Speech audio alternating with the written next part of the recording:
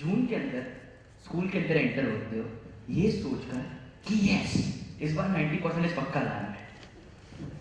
वो क्या होता है, साल नया होता है ना तो कॉन्फिडेंस ज़्यादा होता है। जुलाई गया, अगस्त गया, सितंबर गया, 8% पक्का लाएंगे। सितंबर, अक्टूबर, नवंबर 70% लाने पड़ेंगे कुछ भी करके। दिसंबर, जनवरी 60%, फेब्रुवरी 50%, तो बहुत है। मार्च में कैसा तो बोला पास, एकदम परफेक्ट बोला। लेकिन फिर भी हम लोग गुजराती लोग हैं, हम लोग ऐसा नहीं सोचते पास। हम लोग मन में क्या सोचते हैं, बोला आपके पास सही नहीं है, नेक्स्ट टाइम 90% पक्का। आप कैसे लगता है, जब कोई भी चीज जून के अंदर डिसाइड करते हो कि आपको 90% लाना है तो मार्च तक तो डबल हो जाना चाहिए ना। लेकिन सबसे बड़ा सवाल यह है कि हमारा टारगेट बढ़ने की जगह पर कम क्यों होता है। रीजन बहुत सिंपल है कि हम हमारे टारगेट को पूरा करने के लिए हमेशा हार्ड वर्क करते रहते हैं, कभी भी स्मार्ट वर्क नहीं होते। तो सबसे पहले रूल आता है जो परफेक्ट एग्जाम को फेस करने के लिए लागू होता है, उसमें कहता हूँ first make a very realistic goal for your life. There is a big difference between कि मैं अच्छे मार्क्स लाना चाहता हूँ एंड मैं 90% स्कोर करना चाहता हूँ।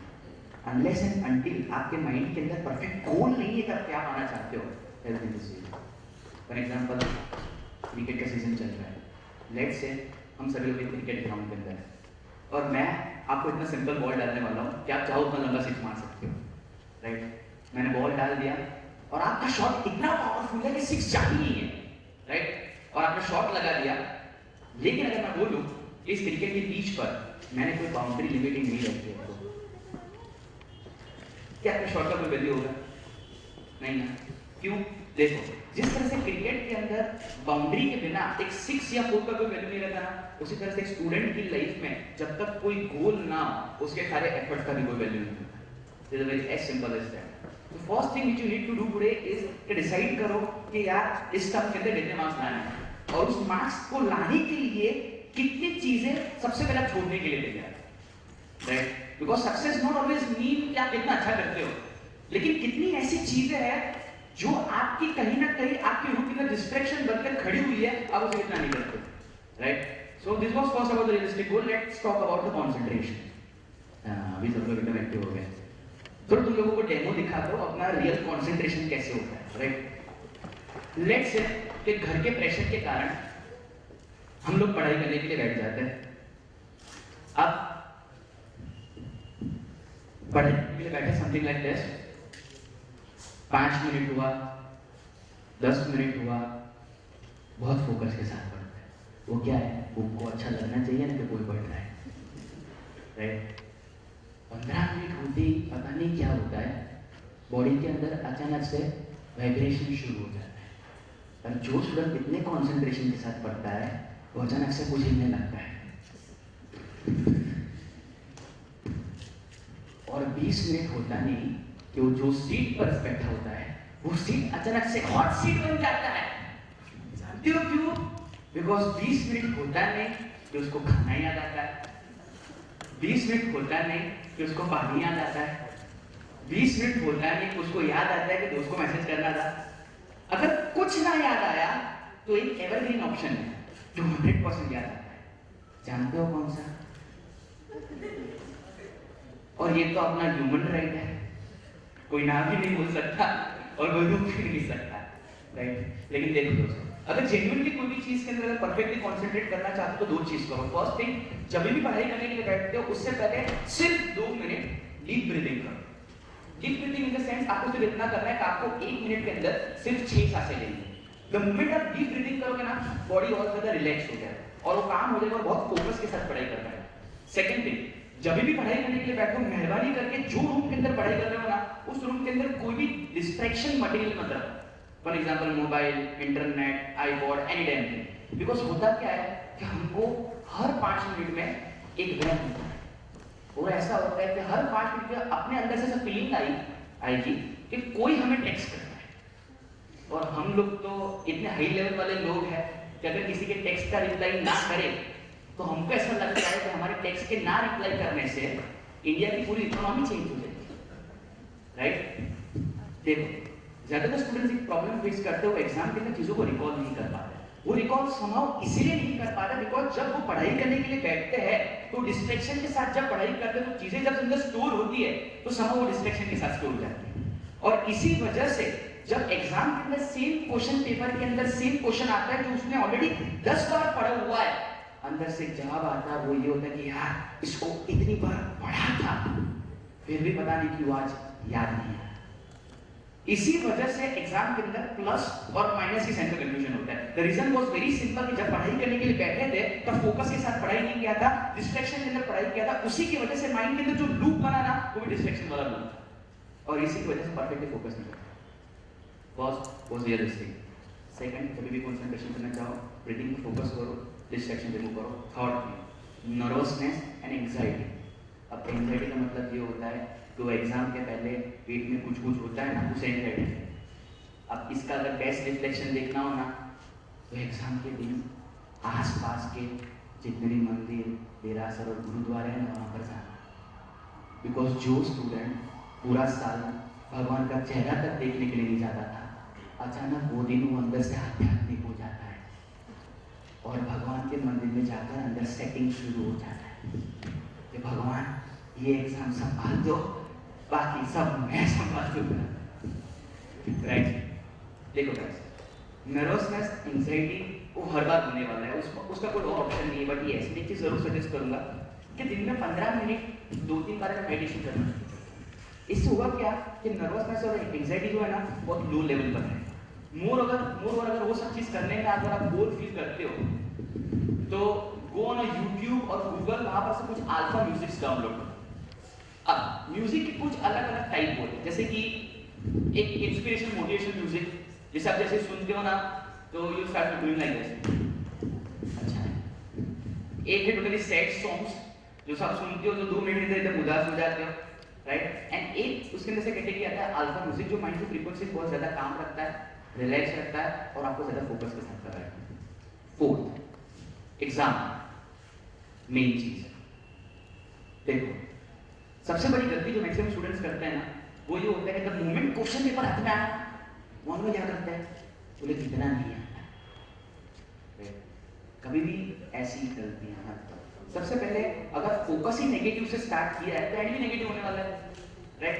तो इंस्टेड ये फोकस करो तो कितना सबसे पहले आता है। अब लेट से 15 में से 10 आते हैं और 5 नहीं आते तो फिक्र मत करो, आसपास वाले लोगों को पूछ लो कि तुझे कितना आता है, राइट? मैं आपको कॉपी करना नहीं सिखा रहा, राइट? इससे क्या होता है कि अंदर से एकदम रिलैक्स रहो कि नहीं है कोई नहीं, राइट? मोर और हमेशा स्कूल और कॉलेज में अंदर ये भी सिखाया जाता है कि जो आता है ना वो सबसे पहले अटेंड करो। मैं आपको यही लाइन को थोड़ा चेंज कर देता हूँ, मतलब कि अगर 10 क्वेश्चन अगर आपको आते हैं तो एक सीक्वेंस हमेशा माइंड के अंदर याद आता है, नहीं आता है, आता है, नहीं आता है और आता है। जो सबसे अच्छी चीज आती है वो सबसे पहले लिखो, बाद में बीच में जो नहीं आती है वो लिखो, फिर से बीच में जो आती है वो लिखो, सेकंड क्लास जो नहीं आती है वो लिखो और लास्ट में जो आती है वो लिखो। अब आप बोलोगे इससे क्या होगा? देखो, एक पेपर चेकर जो होता है ना वो पूरे दिन के अंदर हजारों पेपर चेक करता है। अब रही बात आपकी, अब आप Albert Einstein, Thomas Alva Edison तो हो नहीं कि आपका पेपर जब वो पूरा पढ़ेगा तो उसकी लाइफ में वैल्यू एडिशन होगा, राइट?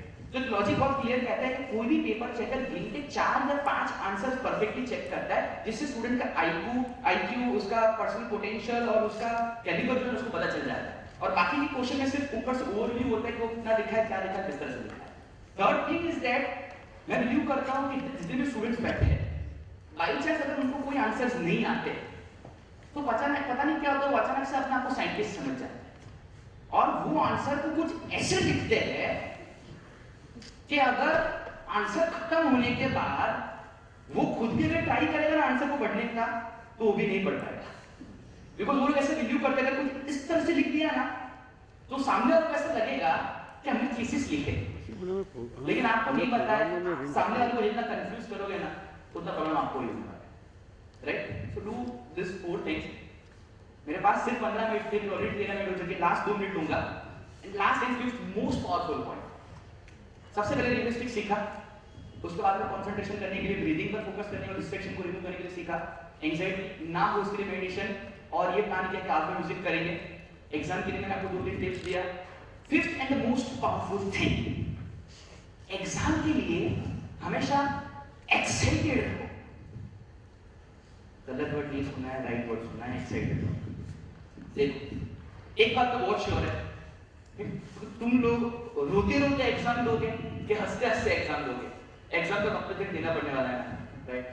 तो क्या फायदा है रोते रोते एग्जाम में? एक साइंटिफिक सर्वे ऐसा कहता है कि जब आप कोई भी चीज रोते रोते फ्रस्ट्रेट होते पढ़ते हो ना, तो आप 6 घंटे की चीज भी 12 घंटे के लिए याद नहीं कर सकते। और वही चीज जब आप एक पॉजिटिव अप्रोच के साथ पढ़ते और सुनते हो ना, तो आप 6 घंटे वाली चीज भी 3 घंटे के लिए याद कर सकते। It is a very much sure. मूल और रही बात एग्जाम की, देखो आपकी एग्जाम्स सिर्फ आपका मेमोरी टेस्ट करती है, वो आपको बेंचमार्क नहीं देती कि अगर आप एग्जाम में 60% लाए हो तब लाइफ में 60% लाने वाले हो, right? But that also doesn't mean कि हम एग्जाम के लिए पढ़ाई करना छोड़ दें। लाइफ का एक सिंपल गोल्डन रूल याद रखो जो हर एक के लिए अप्लाई होता है, and that is the way we do one thing the same way we do everything. जिस तरह से हम एक चीज करते हैं उसी तरह से हम लाइफ के अंदर हर एक चीज करते हैं। इसीलिए अगर ये सोच लिया कि नहीं यार छोड़ देते हैं, जो होगा वो देखा जाएगा, जो रिजल्ट आएगा मैं देख लूंगा, तो याद रखना कि जिंदगी में कभी भी कोई भी ऐसी सिचुएशन लाइफ के अंदर बड़ी भी आएगी ना, अगर आप छोड़ा है तो उस टाइम भी 100% आप छोड़ ही दोगे, because the way we do one thing the same way we do everything. So आपके पास गिनके 15-20 दिन बचे हुए, भूल जाओ सब कुछ, फैमिली फ्रेंड सब कुछ, सिर्फ एक ही चीज आपके अंदर होना चाहिए, आप और आपका गोल। उसके अलावा आपके सामने कुछ नहीं होना चाहिए। And guys don't take time grandly. आपके पास टाइम बहुत लिमिटेड है, और मैं एक ही चीज बिलीव करता हूं कि अगर 24 घंटे का परफेक्टली यूज कर लिया, डजंट मैटर आप अभी 50 स्कोर करते थे, 60 करते थे, 80 स्कोर करते थे, अगर आपने अपना 100% पोटेंशियल यूज करना सीख लिया और इस मतलब दिनों के अंदर कर लिया, then you can beat any damn target. जिंदगी में अगर जेन्युइनली 1 साल की कीमत जानी हो ना, तो उस बोर्ड एग्जाम में फेल हुए स्टूडेंट से पूछना, वो आपको बताएगा कि जिंदगी में 1 साल की कीमत क्या होती है।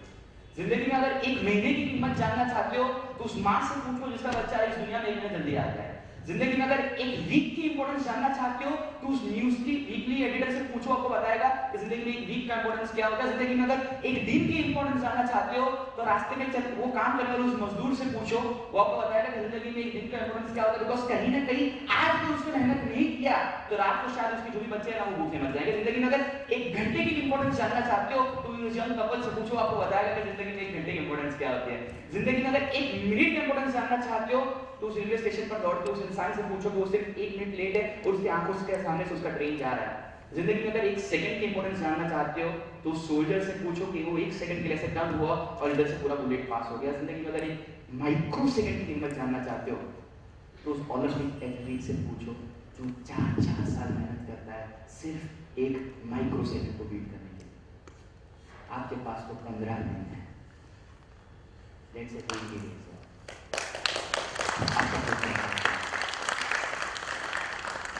लास्टली में से एक ही लाइन कहूंगा, God help those who help themselves. भगवान भी सिर्फ उन्हीं की मदद करते जो इंसान की मदद करता है।